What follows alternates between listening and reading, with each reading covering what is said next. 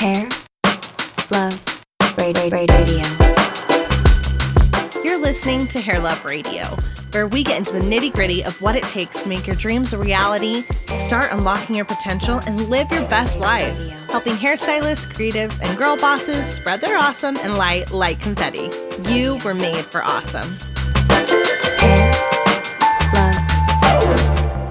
Hi, welcome back to Hair Love Radio. I'm your host, Elizabeth Faye, and today I am here with Sarah Luhu, who on Instagram, you can find her in the show notes as Sarah_Luhu. She is a big-time beauty influencer and blogger and has an awesome flair with empowering others and women, and she's extremely motivating and inspiring while teaching you either a really fun beauty routine or shows you how she transforms herself into looking like the Grinch. Her talent is unreal, and I was honored to hear her speak at the Modern Connective event this last winter, and she blew my mind on the panel with her social media tips and tricks, how real she was, down to earth, and I immediately knew we needed her on Hair Love Radio, and I wanted to become her friend. So welcome to the podcast, Sarah.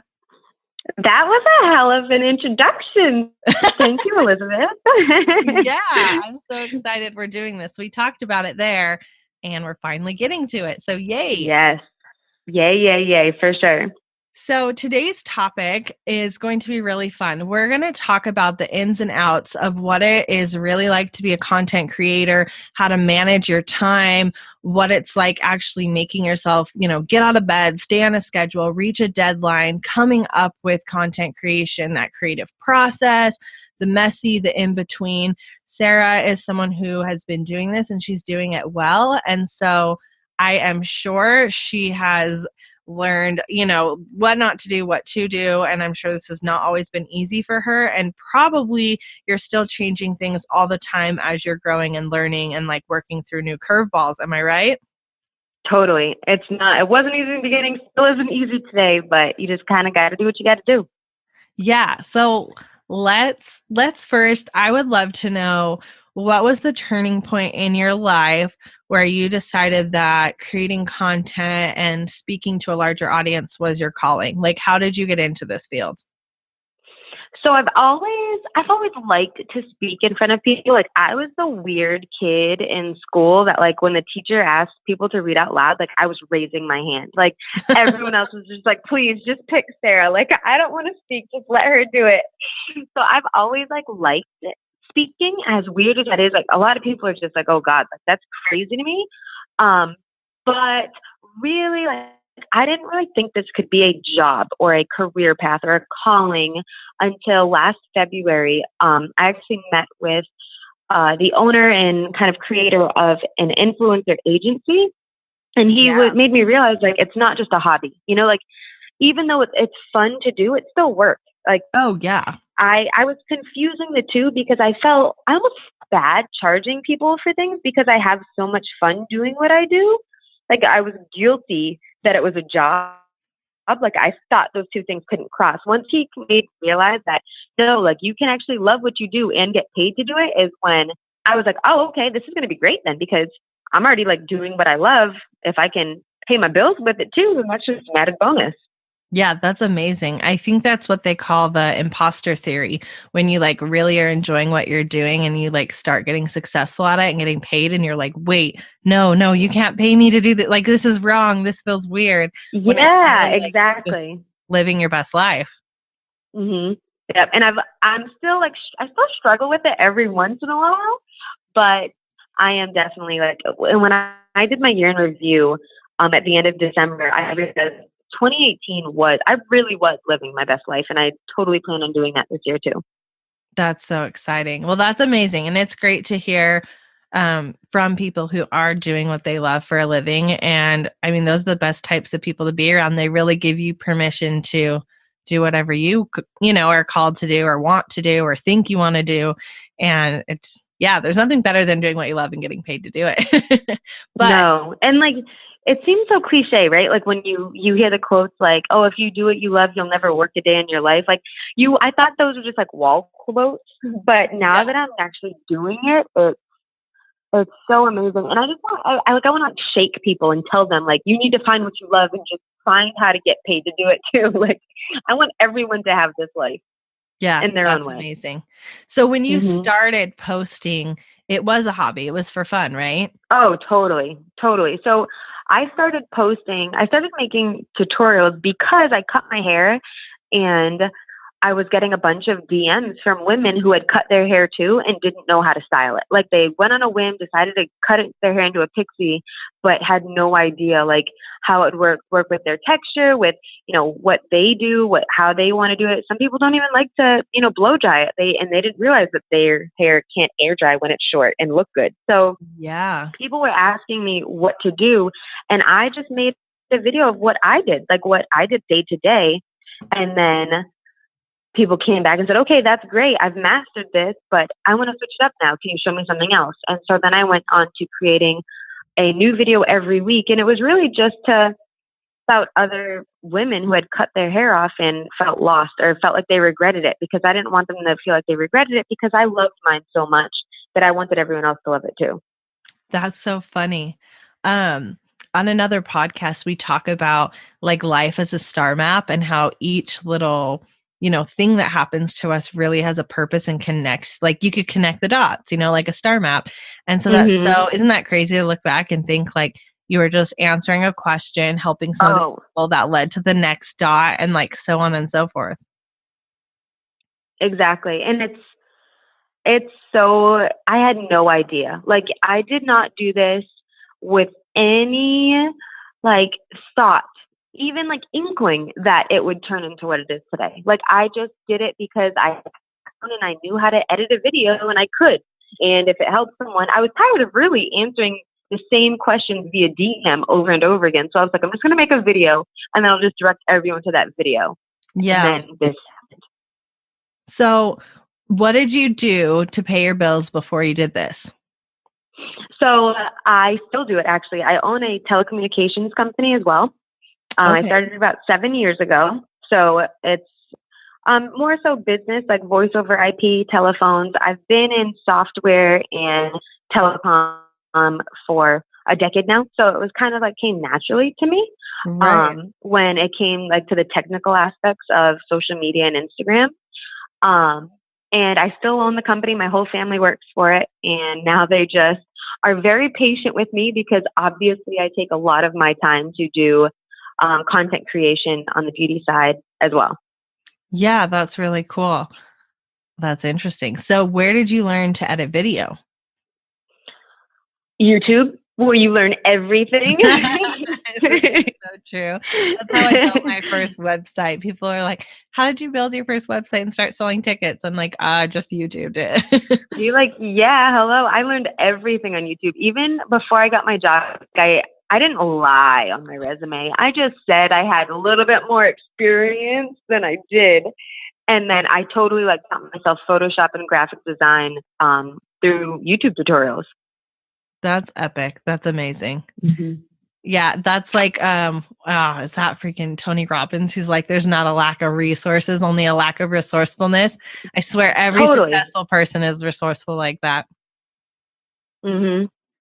All right. True, though. I mean, with the internet, like think about it. You can do anything with the internet now. Like it's such a massive resource, and it's easily attainable that there's no excuse. There's no excuse to not learn if you want to learn something.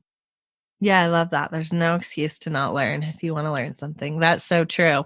So so now you run that company and you're doing content creation. So you really do have to create some sort of schedule, because you're managing a company and people who work for it and your audience and your content. Like how are you doing this, Sarah? Well, I've cloned myself 3 times. No.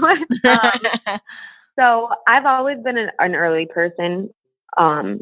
That's definitely worked in my favor. I feel like with all of this, I just wake up early. When I did sleepovers when I was a kid, like I was like out in the living room having coffee with people's parents, like hours before my other friends were awake. That's so funny. That was just like, it's just who I was. So now like I know I wake up, and last January, actually, well, 2 Januaries ago, I should say, I had my resolution was to meditate and to really like be able to focus my mind better and follow through with tasks. So my brain is kind of like moving really fast at all times. It's hard for me to quiet it down enough that I can focus on one thing at a time and follow all the way through with it. Meditation definitely helps me a lot in that. So every morning at 8 a.m., I wake up before then. I'll wake up at like 6. I record a tutorial every morning. Granted, there's some, like if I have an early morning meeting, I don't, but I record something every morning, even if I don't use it. Because no matter what, I'm still getting ready. I'm still doing my hair, doing my makeup. Even if I'm not starting from scratch, like if I'm just like refreshing my hair, I'll still record that either on my iPhone, on Instagram Live, on Instagram Stories. I always, like, I document my content more than create it. I figured if I don't really have time to sit down and set everything up and make the like game plan for all of the content I put out, I just kind of record what I'm already doing, and then I pull out the gems. Yeah. All right. I'm going to look at your content right now. Hold on. So your big content, like when you do a huge makeup tutorial, do you do those back to back? Do you do those like, what is that so like for you? So like all my Halloween, so last October, I did 13 different like special effects, like makeup looks for Halloween. My gosh. And I created, I think like 4 a day, like for the days that I had off and could do it. Because that whole, like October was insane for me too. Like I was traveling like to all kinds of different places. So it wasn't like I was just at home just recording. Like I had to make time. And when I had a day at home that I didn't have anything else to do, I would just wake up, start recording, and like come out to eat, and would be like Pinocchio, come out, eat lunch in the kitchen, and then go back in my room, come back out as like a pixie. Like I was just, my whole family was just like, oh boy, like they definitely realized how much of a weirdo I was that month, but it's okay. They love me for it anyways. That is seriously so funny. I'm just picturing you like as the Grinch eating a sandwich. That's exactly how it was too. And like, even if I like went outside to check my mail and I wouldn't you almost forget that you have it on, and like I'd see my neighbors and wave at them, and they would just be like stare a little bit longer, but it was fun. I actually went to Publix, which is like our grocery store, in my like full pixie like glitter and like ears, like my fairy ears.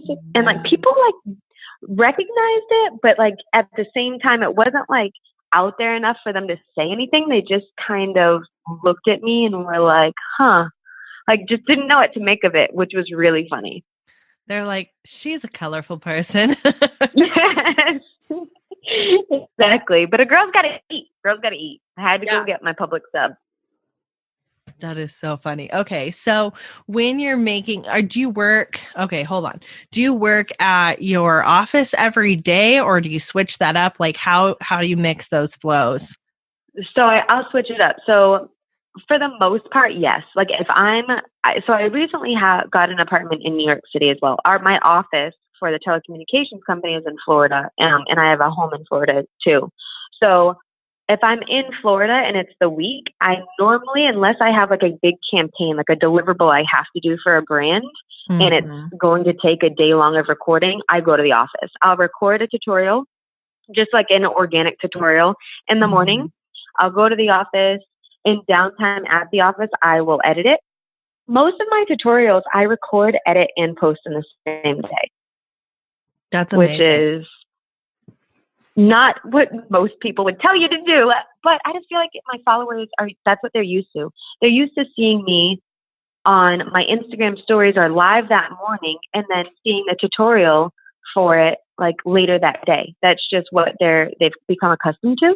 And that's what works for me and my schedule. If I'm like in a car, if I'm on a train, if I'm on a plane, I'm just editing videos like the whole time. So you make the most of your time. So if you're going to sit somewhere, you might as well be getting something done.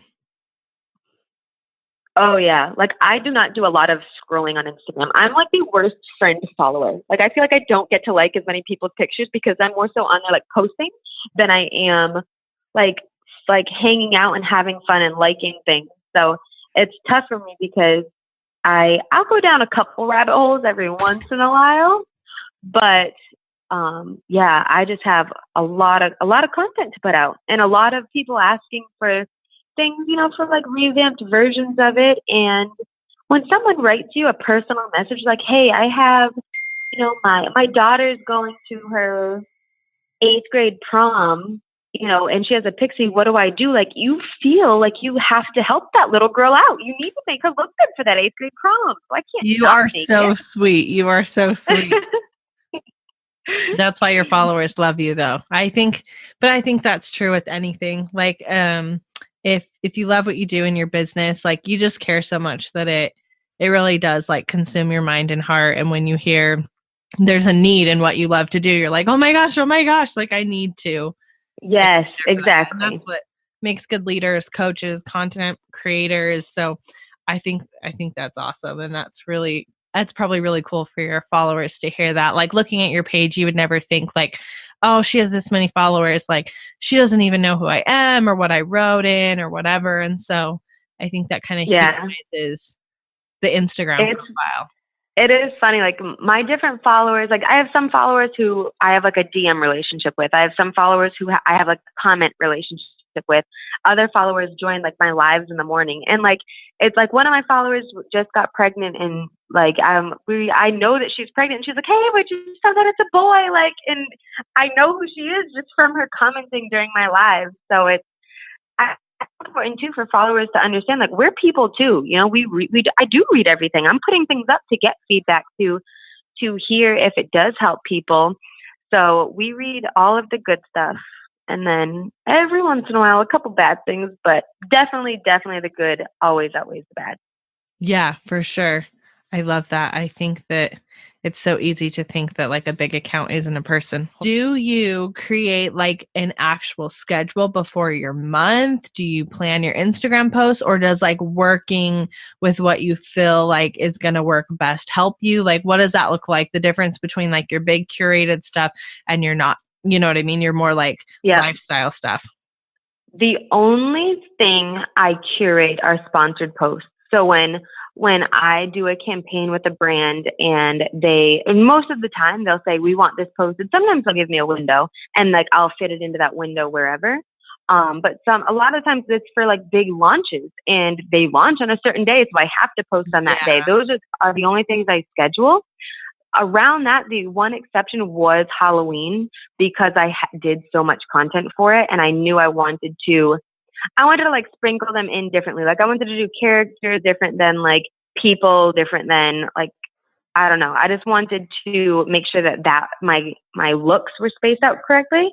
Mm-hmm. But other than that, like day to day, I don't plan anything, which I feel like some people were like, "Oh my God, that would give me so much anxiety." But for me, I tried like for 1 month. I want to say it was like March last year. I tried to do the whole scheduling thing. It just doesn't work for me. And I tell people all the time, like, do what feels good to you. Like, if you feel like you would lose your mind if you didn't have an entire schedule and didn't have it all planned out, then do that. Plan it out by all means. Sit down months ahead and do it. But for me, the way that my lifestyle is and how much I'm traveling, and the fact that I do have 2 companies, I have to do it this way. Like, I would never be able to. When you own a telecommunications company and you have, 100 clients whose telephones all go down at once, like, I don't have an option to record something that day. You know what I mean? Like, I have to be flexible. Yeah, no, 100%. I think that's just, it's kind of like salon ownership. Like, we get asked so much like, "Oh, is commission better than booth or salary or whatever?" And I'm like, it is seriously depends on your lifestyle and what kind of owner you want to be. Like, there's nothing wrong with any of them. And I think it's the same with content creation. Like, my flow with how I create content now is different than it was a year ago, but so's my life. Like, my kid's in a different phase of his life. I travel differently. Like, it just depends, I think. Like, it's just a flow. Like, balance is bullshit, but like, exactly what you're creating. And like, there's priorities, like you're saying, like when, like your company, if there's a big problem, like that's going to take precedence over recording a podcast episode, Yeah, exactly. And I think that, like, people ask me that balance question all the time. Like, what do you say is a good, even for their actual like social media galleries, like, or Oh, they're posting. yeah. Like, what do you think is a good balance between work and me? Like, and I always say, like, do what feels right to you. But I'm just going to tell you right now, post with faces, get 80% more engagement. Like, I throw that little tidbit in there. But at the same time, like, you have to do what feels right. I've definitely changed. I used to do, like, I love taking pictures of other things, like of landscapes and things like that. And that used to be what my Instagram had a lot of. And now it's definitely more like educational. And I always feel like I want to send a good vibes out every day. Like, that's like kind of my thing. Like, I don't know who's having a bad day and who needs to hear something, but I just want to make sure that if it was meant to be, that they hear whatever message I put out there that day, that it's there for Oh, I love that. That's interesting that your feed used to be landscape, because if you look, like, lots of photos of other things, because if you look now, I mean, it's very them. It's heavily all me. beauty and you. Yeah, which, no, I mean, it's a beauty influencer page, and it's awesome. So what was that transition for you? Like, did you just realize, like, sharing beauty and inspiration was more important, or like, how did that start? Like, It was just natural to me. Like, I never made like a conscious decision not to post anything. If I still take like a picture of something that I just really like, I'm going to post it regardless, right? I'm going to post it if I feel like it clashes with the picture before it or what. Like, if I take something and I feel like it's deserving, or I just want to put it up there, I put it up there. And I don't think that it's, people think into it too much, you know, like I don't really think into what I post day to day. I don't think, oh, I need a picture that's more light today. I need a picture that is a close up today. I get DMs every day. You know, I hear kind of what my followers are looking for, what they want, and kind of without consciously thinking it, I've adjusted to cater to them, and in a good way. Like, I don't feel bad about doing it. I don't feel like, you know, I'm a slave to the gram. I enjoy it. It's wonderful to feel like people. yeah, no, I like that. When I think you're kind of like letting your joy like direct you. And so that's a good, like, I remember, oh man, what was it? So I started a lifestyle blog back in like 2014. And then before that, I had like a client-based blog, which was silly. I had a lot of blogs that didn't do good. And I remember it was like 2014. I was like, well, all of my friends are beauty bloggers. I live in Utah, and it's like the home of beauty and fashion bloggers. And I was like, everyone does this for a living, and like, that's what they're doing. And so maybe I'm doing things wrong because I don't post enough photos of my outfits that I'm wearing. And I tried so hard to do that, and I just hated it. And it's not even that I hate fashion. I like literally love shopping. My closet is like one of my favorite parts of the house. Like, it's like a big thing I love. I just didn't like stressing about what I was going to wear to post a photo to share it. Like, if it came out organically, it was fine, but it stressed me out a lot. And then after like a year of that, I was like, screw this. I don't even like doing it. Like, why am I making myself do something I don't enjoy doing because others are doing it? And so I love that, like, you really do. You're like, well, what makes me happy? I don't care if it clashes. I'm going to post it. And I think that's what helps you not get burned out and like actually enjoy your job, is when you just post stuff you feel like posting. Because that's what I do now, and it's so much better. It's so much easier. Like, that's what people don't understand. Like, yes, I'm busy from, you know, the time until the bed, really. Like, I don't watch TV leisurely and things like that. Like, I don't have the time to. But I don't feel burnt out because I'm doing what I like to do. So it's a different hobby slash passion kind of vibe.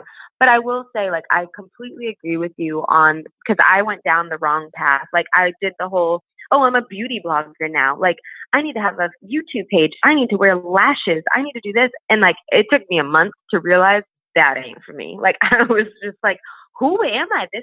I just felt gross.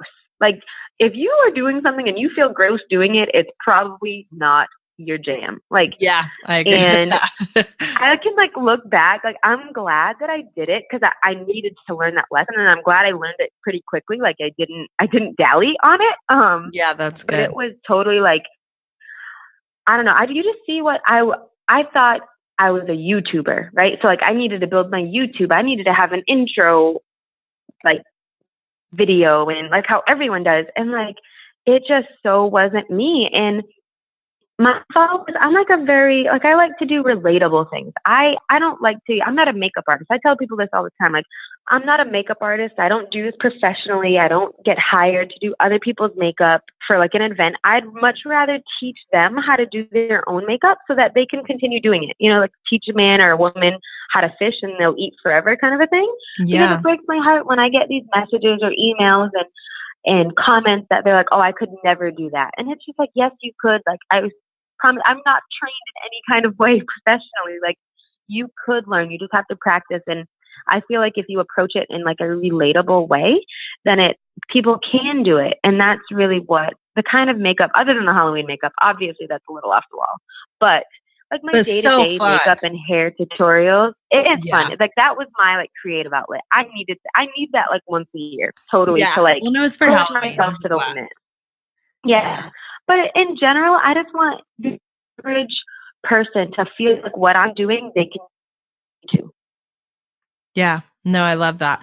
So, Miss Sarah Luhu, what are your big goals? Like what do you see coming in 2019 for you? What is your goal with your brand? What do you want to bring to your audience?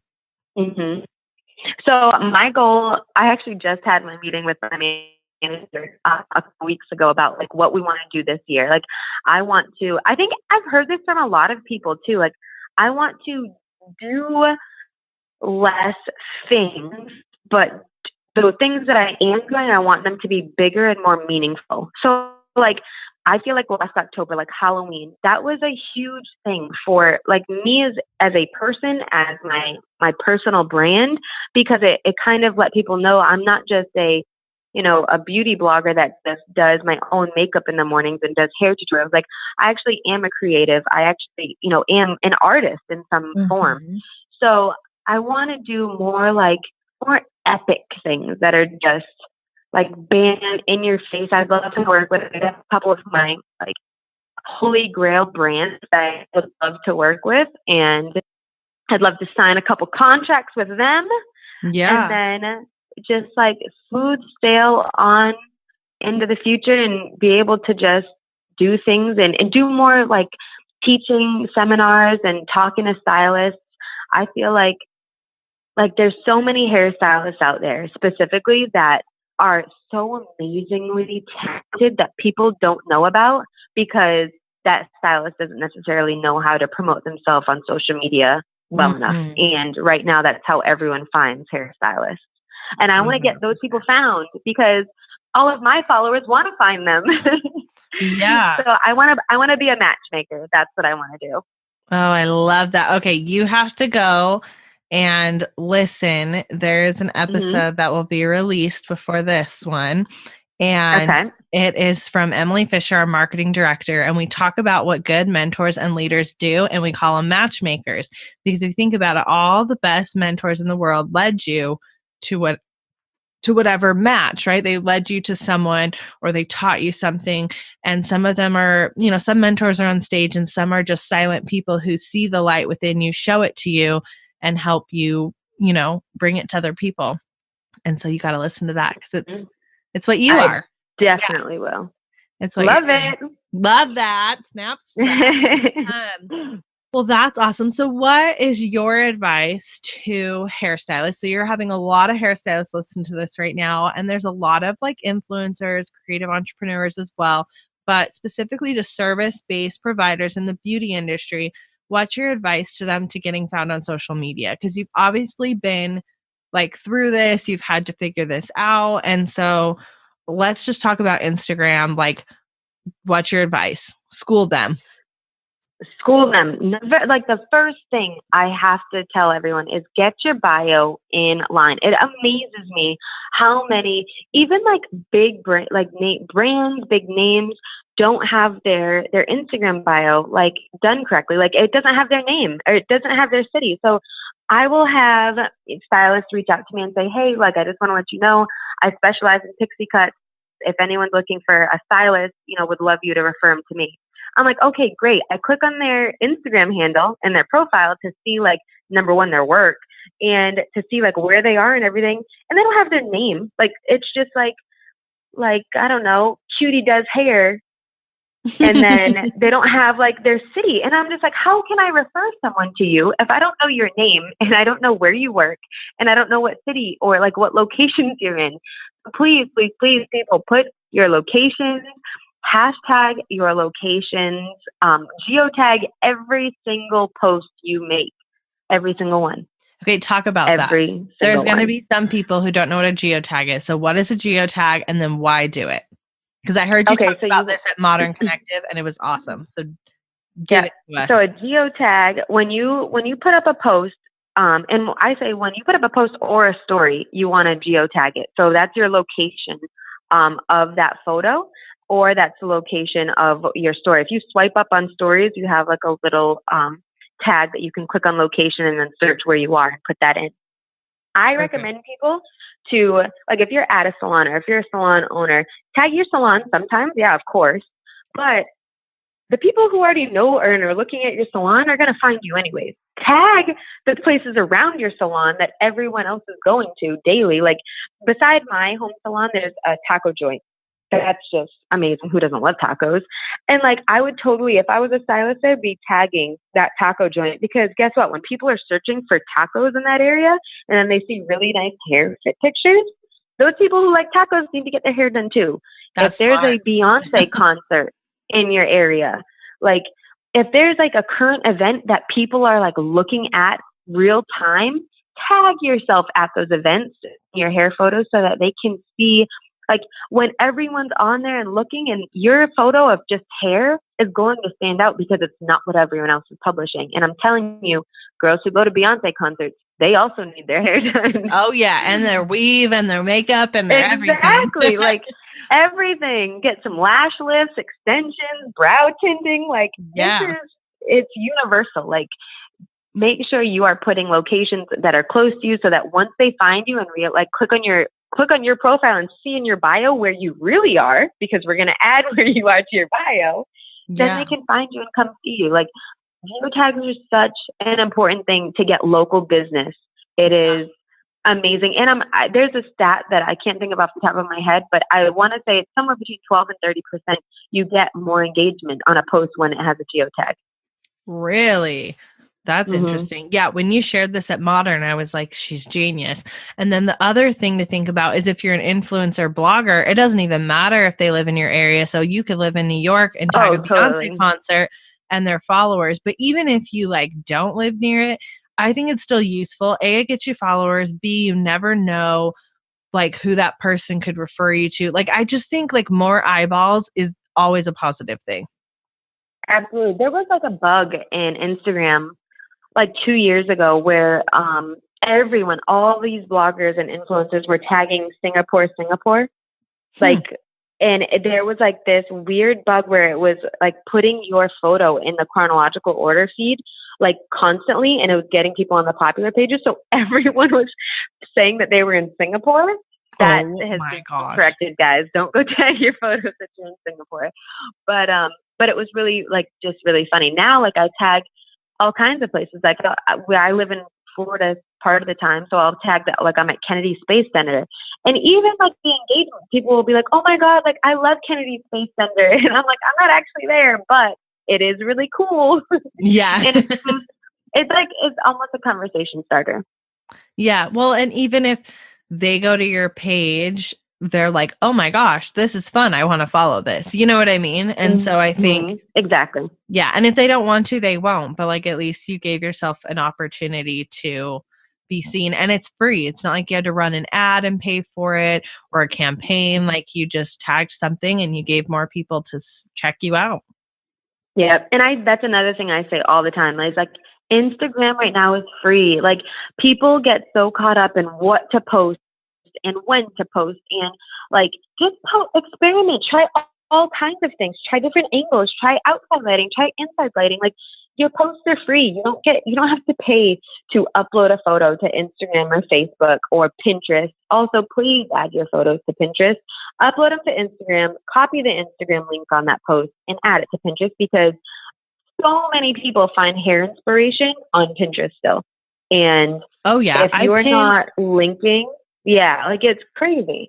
So we haven't been doing Pinterest because I'm silly. And then our marketing director a couple months ago was like, what in the world? But what's funny is I have like a really decently sized Pinterest page for no other reason other than I pin every day out of enjoyment.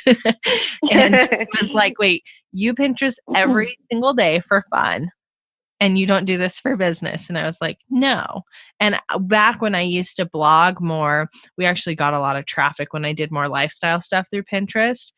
And then I kind of stopped doing it and just did it for fun. And so it can be a huge traffic source for SEO and leading to your website. Like if you oh my God, do hair services, you sell clothes, you're a blogger, anything, an online shop, anything. Etsy, you make recipes, like everything. Yeah, anything that, I mean, Pinterest is lifestyle. So like literally anything, but especially beauty niche, like everyone's pinning beauty stuff. That's like half of Instagram, I feel like. So yeah. Oh, well, that's awesome. Wait, fun fact, because I went to a class at Instagram a couple weeks ago. And like got all of these. Yes. So we asked all the hard questions, the questions that like people say are really happening. And like, you don't know if it's really like shadow banning. Is shadow banning really a thing? It is not. So what? FYI, people. Nope. What? It is not a thing. But fun fact that I didn't know is that they are like, they don't shadow ban, but they are, like they do like lower the status of whether your post gets fed in the algorithm to like lower in the feed if they suspect spam activity. And they view, like if you put 30 hashtags on every single post you do, they see that as spam activity. So they recommended anything between like 8 and 12 hashtags a post because they want it to be like natural. And a normal person, if they were just if my mom was posting a picture, she's not going to put 30 hashtags underneath it. They want it to be like real life and regular interaction. So you may just want to stop putting 30 hashtags on every picture. Oh my gosh. Okay. What else did you learn? Shadow banning isn't real. They never like hide a post from the algorithm, like from the feed. If anything, you'll just like that post will become lower. They ended up coming up with the algorithm because everyone was joining Instagram and there was so much happening that users were only scrolling through 30% of their chronological order. So they're only seeing about 30% of what who they were following was posting. So instead of seeing it just chronologically, Instagram made the algorithm so that you're seeing the 30% you're seeing, or the top 30% are what you engage with the most already. So they're serving you what they think you want to see based on what your actions are on Instagram. Mm-hmm. Like me, my popular page is all puppies, makeup, and hair. Like the whole thing. And like sometimes reptiles, which always kind of throws me for the loop, but for the most part, puppies. Which was really interesting to me. And I had no idea if you can get to the bottom of your feed and it will actually give you a message that says there's nothing else to see. You've seen everything. Which kind of blew my mind. I've never reached that. You've seen everything. You're like, this is like, that's like reaching space and being like, that's it. There's no more. Done. Like, no, there's got to be more. So what else is your advice to people listening who are, service-based providers or hairstylists or creatives for Instagram? So we got our bio good using Pinterest. I love what you said. Like, hey, it's free to post. Like, and by the way, you can delete it if you hate it later. So exactly. I've only deleted like one thing ever. And it was like for like an announcement that I was going to an event, but I don't delete anything. Like it's something weird about my personality that I'm like, if I'm posting it, if I felt good enough to post this at one time, it's staying up. That's because so funny. I feel like it almost gives you like this cool little like thing to go back on. One thing that I would recommend everyone do is scroll back to like a year and a half ago. If you have an Instagram that goes that far back, because I feel like so many people feel like they're stagnant and feel like they're not improving in things. But if you go back and look at everything, at the quality of your photos, the quality of your work, and just you pushing yourself in general, most of the time you're going to find that you have improved and it just happened in a way that you've evolved naturally and didn't notice it. Yeah. So that's a really cool thing to do. But I would just say, don't do what works for you, right? Like I'm a document versus create kind of person. I don't sit down and like write a creative brief for something I'm going to do. I like sit down, go by the seat of my pants. And if I love it, I love it. If I don't, I'll just redo it again. And we'll just keep doing these until I love it. But I think that, taking pictures, like if you're a stylist, take pictures in different areas, take videos of your clients. Get different mounts that sit on your stations and do different angles that may work for you and be easier for you. And have your clients, give your clients the phone. This is one thing that when I talk to a celebrity makeup artist or hairstylist, most of the time they can't ask like this A-list celebrity, hey, can I have a picture of your hair? So what they'll do is they'll say, oh, do you love it? Here's my phone. If you want to take a selfie, go ahead. That person knows their angles better than anyone else, right? I love They're that. going to take a fire selfie. Like, please believe if they're going to take one for you, it's going to be good. So that's always a really cool, way to do it too, that I feel like a lot of stylists, makeup artists do it more than hairstylists. But I think that I'm hoping we're going to see that trend more, because I feel like where the people in the chair, need to be empowered. And when it comes to the pictures too, because coming from someone who isn't behind the chair, I remember when I first started going to my stylist years ago, I would be like, if she didn't take a picture of my hair afterwards, I'm like, is it not that good? Is it not good enough? I've actually had clients ask me that, and sometimes it's like, oh no, the lighting's just kind of shitty outside. Like, I don't think it'll turn out how I like. But that is so true. I've had clients like, oh, do you want a picture? Should we go over to the wall? Yeah, exactly. All right. I just start walking over to the wall in general. I'm like, yeah, let's go. And if you are trying to build your social channels, make that extra 10 minutes in your schedule and that appointment to take the pictures, so that you're not rushing and forgetting. And if you have to, set a reminder in your phone or in your assistant's phone when every appointment starts to take that before photo. Freaking do it. Do what you have to do. Stay ready so you don't have to get ready. There you go. Yeah. Well, and something that I actually did, probably a couple years ago, and I only do it maybe quarterly, but I would text, you have those clients that should be models. They just know how to pose. They're comfortable. Their hair is perfect. They're your star clients. Every quarter, you're already coloring and doing their hair. I started texting them and setting up a little collab photo shoot with a photographer and just having fun. If I felt like doing braids for the holiday, or if I felt like being boho, just kind of having fun with it and styling their hair. And then that gave me content to sprinkle in. It was fun. And I didn't have to do anything that extra, and you could even trade with the photographer so they get content or do the photographer's hair or whatever. And I don't know why I didn't think of it sooner. I was like, oh yeah, my client's already hot. They're in my chair. Boom, done. Yeah, exactly. You already have once models. a year, whatever, twice a year, whatever you want, or just when you feel like it. I just kind of did it when I felt in a rut on social, or I wanted to do something fun and didn't know what to do, And so it was just something. Yeah. I was like, oh, that's easy and fun. I think that a lot of people need that creative outlet. When you're an artist in any form, right? Whether it's hair, your art, you should set time to do just fun things that you want to do. Those were always me and Michelle, who's my stylist, the best appointments, when I would walk in and she's like, what do you want? I'm like, I don't care. Do whatever you want. That's I feel such a good break for a stylist, for their brains, and just to be able to create and do what they love and do whatever it is that they want to do at that time, or experiment on things. And if you have that client that will let you do that, cherish it, please, because I feel so I hear from stylists all the time where they feel they're just, going day to day and they don't feel creative anymore. And it's because they're not making time to be creative. If you have to take that day off, you don't have to take the day off and just lounge on your couch. You can take a day off and still do hair, but just do what you want to do.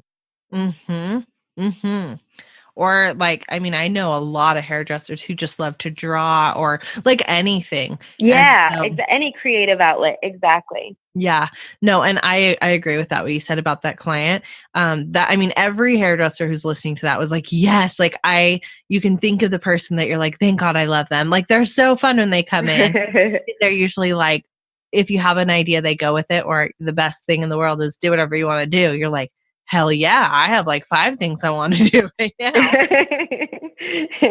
Well, and even I think people like that, where like you're so beautiful and such a good model that if you really want a client like that, like you could go find them and even do it just for the trade of them posting about it and for you just to have fun with it. And so pick someone maybe who works at a cool coffee house and people are going to see their hair, or has a, a following or something fun. And it's kind of like a win-win for your marketing, but also like a win-win for you to just have some fun.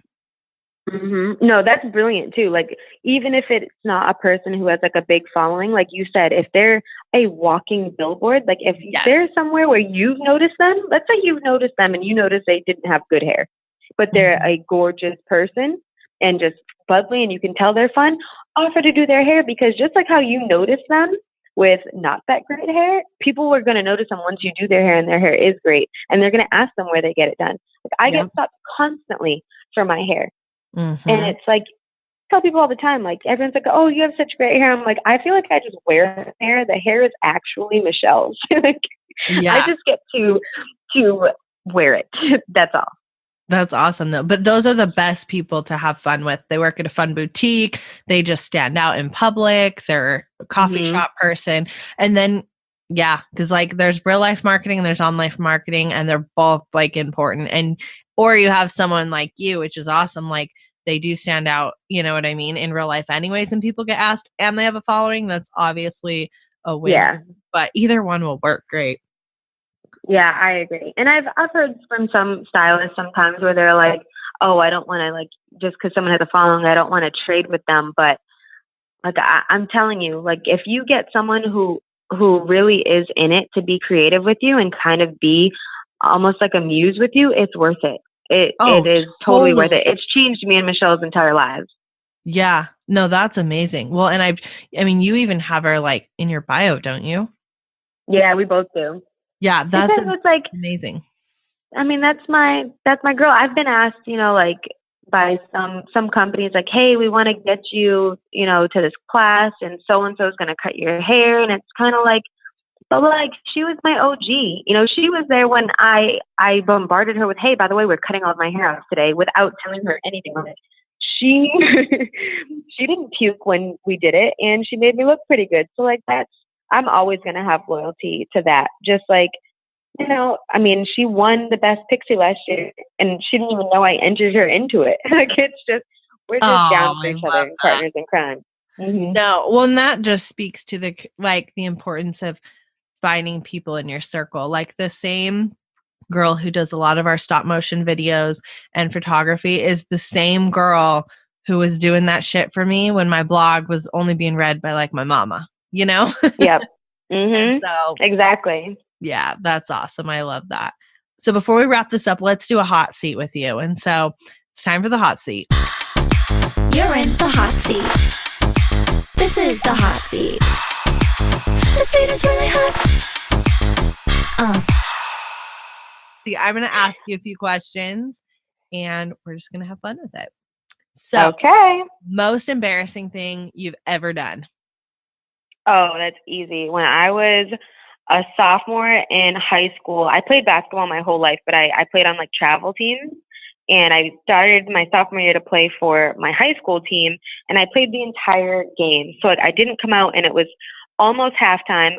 I was on varsity, and when the JV was playing, I went and got Chinese food. And I told my coach I needed to come out because I wasn't feeling too great. And I ended up puking game opener, my whole introduction to the entire high school, puked in the middle of center court right before halftime. No. You actually heard the entire stadium go, like it was like a movie. It was bad. You're so yeah, that was a New Zealand.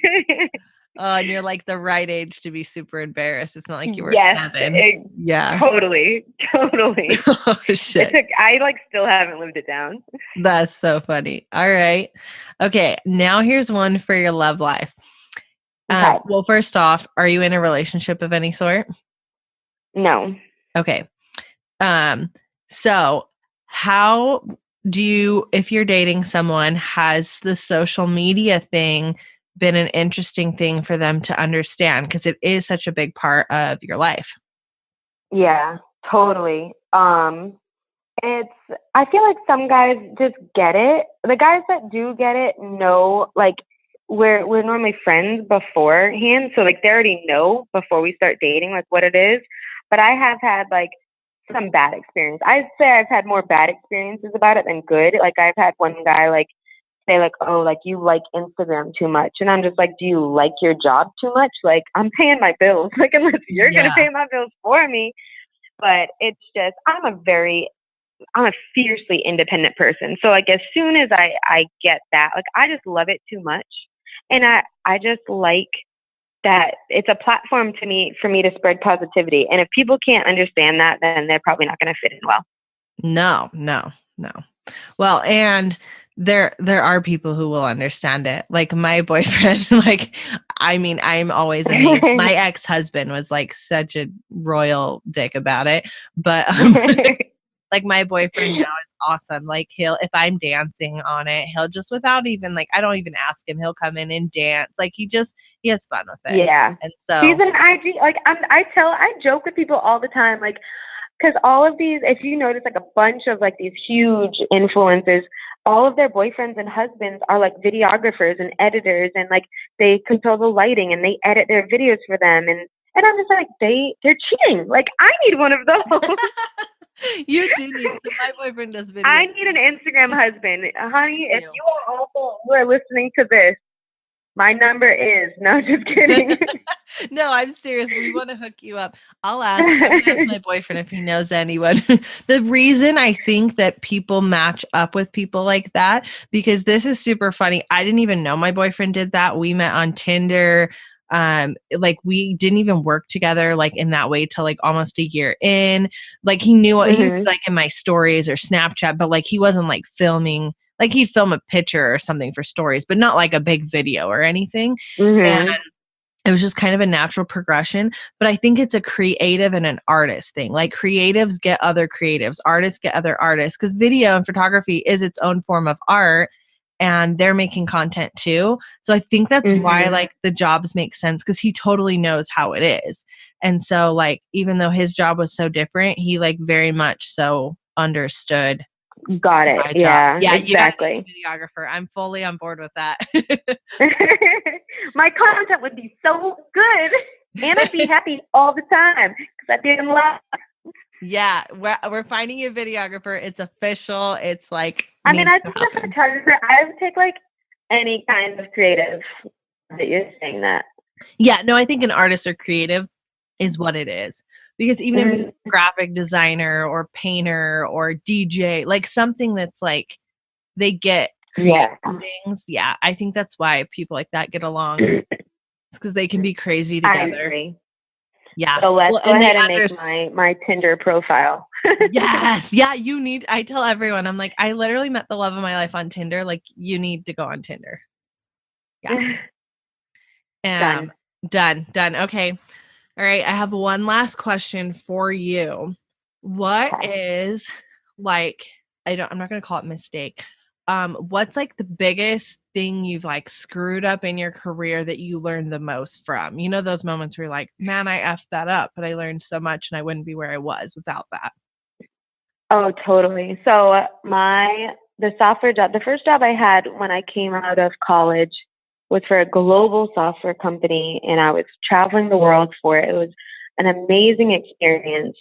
But when people say like they worked themselves to death, like I worked myself to death. I was supporting clients in San Francisco and Israel. Like I was working around the clock, literally. It was so bad. I was so underpaid. I had no idea. Like I was so valuable to that company and had no clue like what my worth was. And so looking back at that, it was a great lesson to learn. Like I definitely stayed too long. And I didn't know how to say no enough. And looking back at that now, it was just a good, like, don't let that happen to you again kind of a thing. Like, don't do something that you don't really want to do because you feel like you should. Like, that's what I was doing. I felt like I should have a corporate job because I graduated college. It wasn't my passion. I was being a yes man. I was trying to appease everyone, like literally around the world. And I was killing myself doing it.